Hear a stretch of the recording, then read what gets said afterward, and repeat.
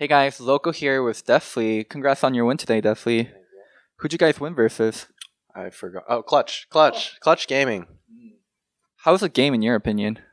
I thought it was a bit of a fiesta, sort of a shit show. Like, it definitely wasn't clean by our standards, and I'm just happy that we got to win the game. So let's talk about your development a little. You were completely a rookie last year, and then now you have 1 year under your belt, and you're coming into your second year. Where do you place yourself in the league? I think right now, if I were to say like as a bot duo where we are with me and Jusung, I think if like we're not trolling lanes and not eing in as Orin level 2 when they're level 3 on a stacked wave, then I think we're like top 3 or top 4 bot lanes in NA right now. Damn, top three, top four. So who do you have above you guys? At the moment I have TL's bot lane, Double and Core JJ. They're definitely number 1. They're by far the best. And outside of that, it's a bit of a they're like the shining number 1, you know, and the rest it's like honestly like we could be top 2, but with our recent performances, like I can't give ourselves top 2, so someone else will take it, but I don't know who. Damn, that's a lot of confidence because I would say C9 bot lane easily, Sneaky Zazel, they're really good. Really? You don't think so? Okay, honestly, there's like the sneaky and lane meme thing, but I don't think they're that good at lane. Like Sneaky and Zazel, they play around their team really well, and their team knows how to help them really well.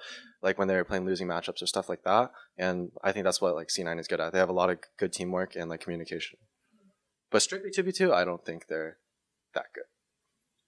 Agree with you on the strictly 2v2 part, but Sneaky's always fulfilling a role on the team, and he can play pretty much anything, like Cassio, whatever the team needs. And Zazel, really great shot caller, like really great engages a lot of times with Licorice or Sven, so that's how I had them pretty up there. Yeah. So going back to you guys have been incredibly inconsistent, where games like today, Ole played Tom Kench really well in terms of denying. There's also days where Ole's just trolling.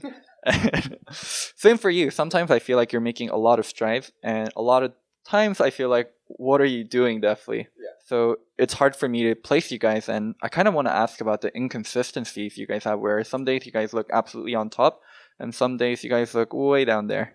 I think a lot of it has to do with, I think our team has 5 individually pretty strong players, but when you put them together, we have trouble with like teamwork and communication. And I think that, like, I feel like every game our lanes are doing well, and then we never transition it into objectives or like team plays, into dives, into like just any sort of team play. And instead we're just laning in our lanes until the enemy team makes like a team play and we just lose the game. So I feel like that is our biggest weakness, and because of that, it shows more inconsistencies in like individual players because of that. And I think once we clean that up, we'll be like a really strong team. So individually, like, what are some developments that you made this year, and carrying over from last year being double tenths? You guys aren't double tenths anymore. You guys are almost going to make playoffs. Not decided yet. Like, what are some strides you made individually? I think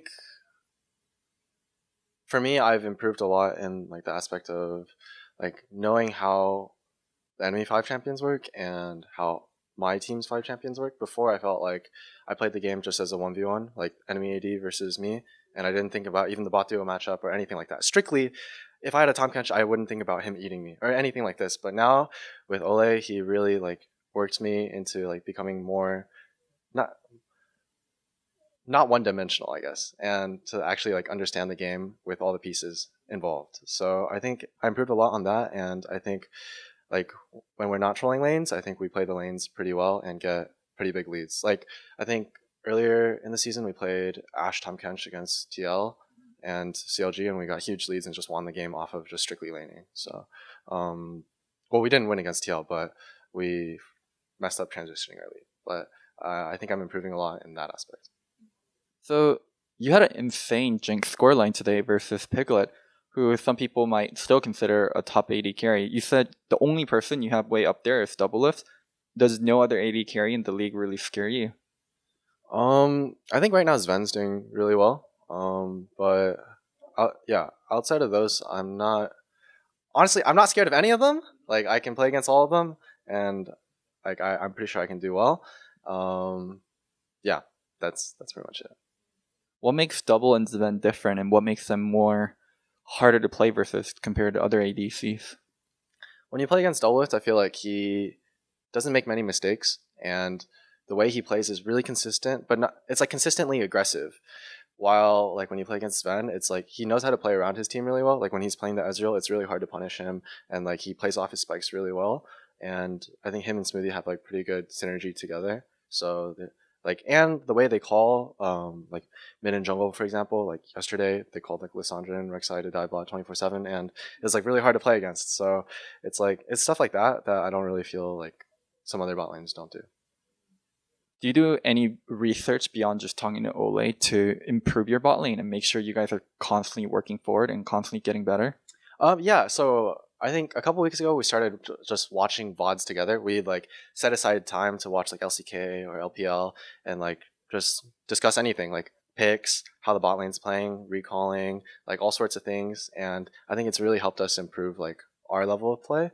And yeah, outside of that, I think this week it was a little rough since he got his wisdom teeth removed. I don't know if people know that, but we couldn't scrim with him for a couple of days, so I think we're a bit more shaky this week than other weeks because of that. You mentioned watching LCK bot lanes. Which ones do you watch a lot? I really like watching SKT. I love Teddy. He's really good. Teddy and Deft, I think, are really insane, and like Teddy's Ezreal is bonkers. Like, I think it was the series against was it Griffin? I forgot which series it was. He was playing Ezreal. If it's a recent one, they did go to game 3 with Griffin, so I think it might have been that one. Yeah. But his Ezreal was like the best Ezreal performance I've ever seen. So like I try to like take notes and watch how he plays. Like especially like I watch his streams and stuff to see how he plays. Like Ezreal Tom Kench, like how aggressive he plays. It's crazy. So yeah, and anytime like also Ole showed me like this. There's like a Korean YouTube, but like Korean channels. And normally for English speakers, you can't find them. And he'll just link me all this stuff, and then I'll look at the Korean channels now. And there's always like, before On Hit Nico was the thing, it was on the channel, like, and I'd watch it, and I was like, oh, nice, this is cool. Wow, that's so interesting because I actually did that for Tony recently of TSM. So he was in my chat recently, and I was like, oh, I want to show you something cool. So it's called Muhyupji League of Legends. So it had the On Hit Nico on it. It had the Kleptomancy, like the blue support item, Karma on it. So it had it before people started playing it in LCS. And yeah, I was telling Tony in chat, hey, this is a channel that no one really goes on or watches, but you can pick up stuff that people do in Korean solo queue. And before it even makes it to LCS or LCK, like you can get a lead on people. And then Tony was actually like, okay, this is a good site. Don't show anyone. But I'm surprised like other people are showing it. Yeah. Well, I remember before last year when you were coaching me, you linked me like Praise YouTube channel and like a couple other, I think it was Songyun. And then also Jusung linked me like Songyun this year. And he's like, yo, you can just watch these videos. Like there's counters to like Cassiopeia or whatever. And like blah, blah, blah. And now it's just like in queue, I just open up YouTube and watch some random Korean videos. Even though I can't understand it, I can like see what's going on. So yeah, information in League of Legends is so freely available, and there's so much information, and the game is always changing, and people are innovating. So I feel like you kind of need to do those to actually stay on top. Yeah, I completely agree with that. Like without those channels, I don't know where I'd be today. Any final words? It's been a turbulent couple of weeks. I think we've gone 1-1 like for a while now, and hopefully next week we can come out with a 2-0 and show way better performance. We as a team are definitely not happy with how we performed this week and even today, and we're gonna work extra hard to fix those mistakes. I hope you guys enjoyed the interview, and don't forget to sub. Thank you so much to Low Key Community for making this interview happen. If you guys want to support them, the link is going to be down in the bio.